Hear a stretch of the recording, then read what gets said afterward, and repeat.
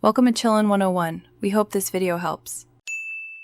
You start by isolating the object so you change only what matters. Select the layer or mesh and hide or lock everything else. This prevents accidental edits. Next, choose the color method, solid fill, gradient, or a material shader, because that decision affects workflow and precision.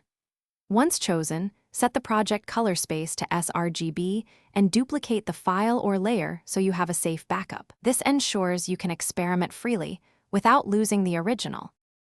Now apply the base color using your chosen tool, Paint tool or Fill for 2D, Shader Editor for 3D.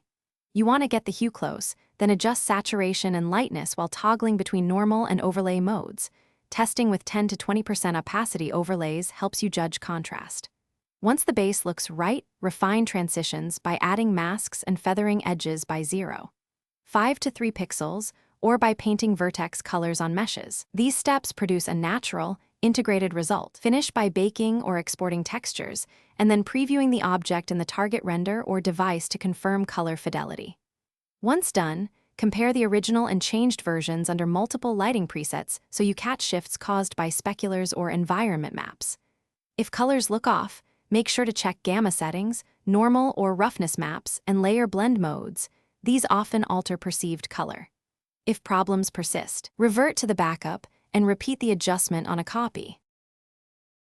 Thanks for watching. Consider subscribing if we helped you.